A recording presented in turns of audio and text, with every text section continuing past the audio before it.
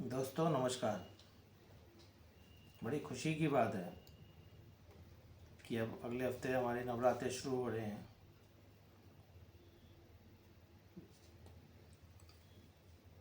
नवरात्रे आएंगे, खुशियाँ आएंगी,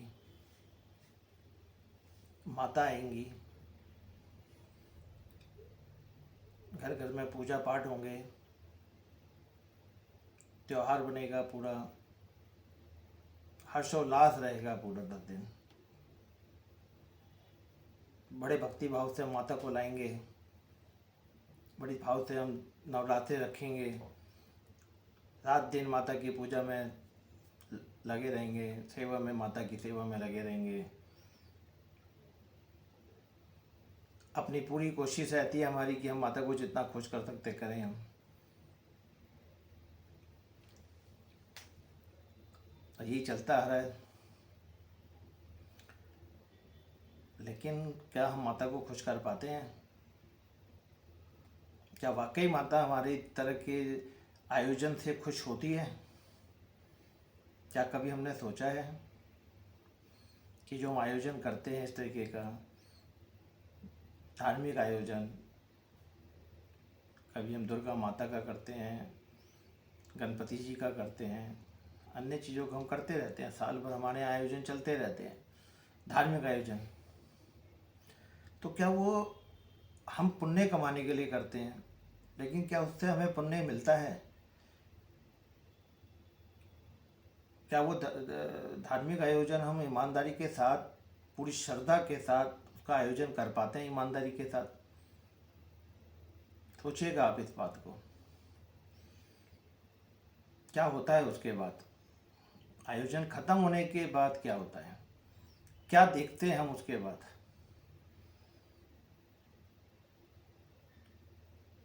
नदियों के पार, समुद्रों के पास, किनारों पे, सड़कों पर जिन भगवान को हमने पूजा 10 दिन, 9 दिन, फिर वो सड़कों पे पड़े हुए हैं, है ना, मल मूत्रों में पड़े हुए हैं। बड़ी विचित्र बात है। फिर हमें दया भी नहीं आती, हमें अफसोस भी नहीं होता है चीज़ का, मन विचलित नहीं होता उसको देख के। हमें निकल जाते हैं, हमको देखते हुए हम लोग बड़ा आराम से निकल जाते हैं, कुछ ऐसा कुछ है ही नहीं।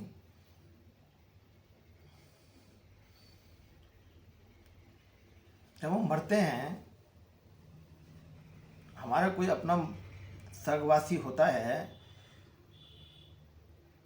तो क्या हम उसके शरीर को ऐसे ही फेंक देते हैं? भाई सब कहते हैं ना कि भाई निर्जीव हो गया भगवान, है ना।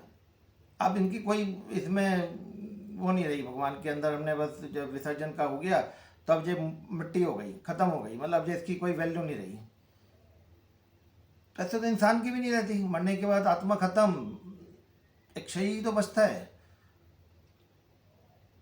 क्यों फिर हम क्यों जाते हैं को शमशान घाट, कब्रिस्तान? क्यों हम उनका पूरी तरीके से हम उनका वो करते हैं अंतिम संस्कार? उनका भी नहीं करना चाहिए, फिर तो खत्म है वो तो। डेड बॉडी तो है, शरीर तो है, नश्वर शरीर।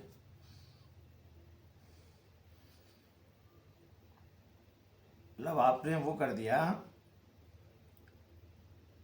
कि जिसने आपको बनाया उसको तो आपने फेंक दिया कूड़े में पूजा पाठ करके, है ना। और उसकी बनाई हुई चीज़ को आप प्रॉपर तरीके से अंतिम संस्कार करते हैं, जलाते हैं, ज़मीन में दफनाते हैं, सब अच्छे तरीके से करते हैं। अस्थियाँ भी बहाने हरिद्वार, गंगा, सब जगह जाते हैं। लेकिन उस सृष्टा को, जिसके आप सृष्टा मान के तो पूजा करते हैं ना, 9 से 10 दिन, जितने दिन भी आप उसकी पूजा करते हैं, उससे भीख मांगते रहते हैं, है ना। भीख भी मांगते हैं ना हम लोग, भगवान ये दे दे, माता ये दे दे, वो दे दे, ये कर दे, वो कर दे। क्या देगा आपको वो? देगा आपको? कौन सा, ये पुण्य नहीं कमा रहे आप, पाप कमा रहे हैं, पाप, और कमाइए यही पाप आप। इससे प्रकृति खराब हो गई, नेचर खराब हो गई, इन्वायरमेंट खराब हो गया। नदी नालों में जाने से भगवानों की मूर्तियाँ इस तरीके से प्लास्टिक के साथ ये जाके वो सब पर्यावरण खत्म हो गया।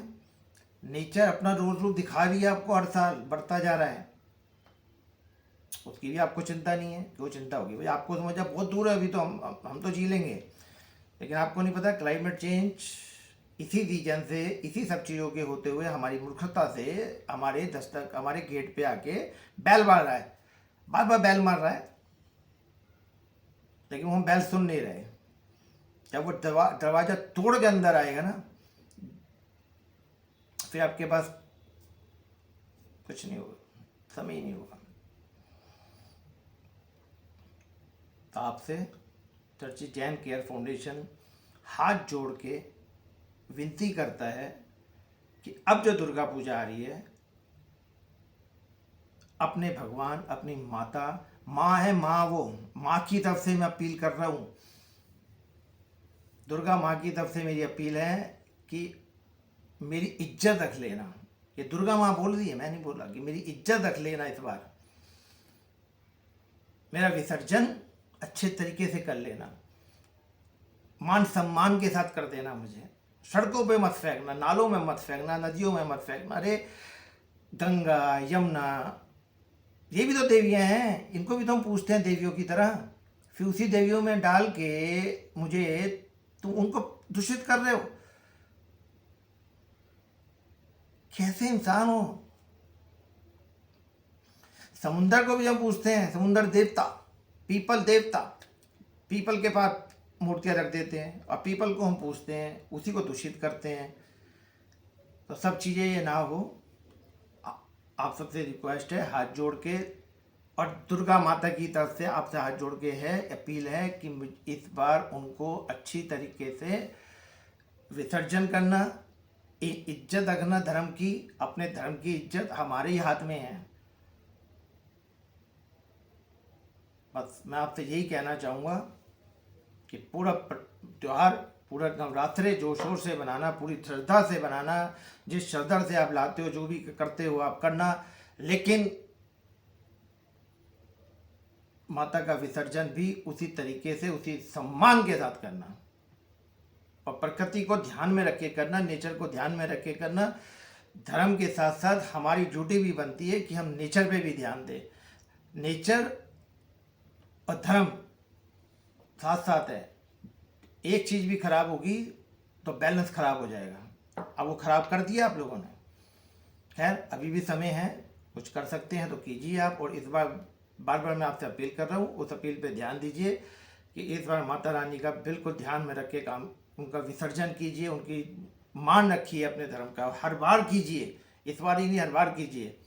इको फ्रेंडली मूर्तियाँ लाइए, इको फ्रेंडली मूर्तियाँ यूज कीजिए, धातु की मूर्तियाँ यूज कीजिए, हर बार नई मूर्तियाँ मत लाइए, एक ही बार मूर्तियाँ ले लीजिए आप, जो सालों साल चले। मेटल की मूर्तियाँ यूज कीजिए आप, आपको भी अच्छा लगेगा और भगवान को भी अच्छा लगेगा। धन्यवाद।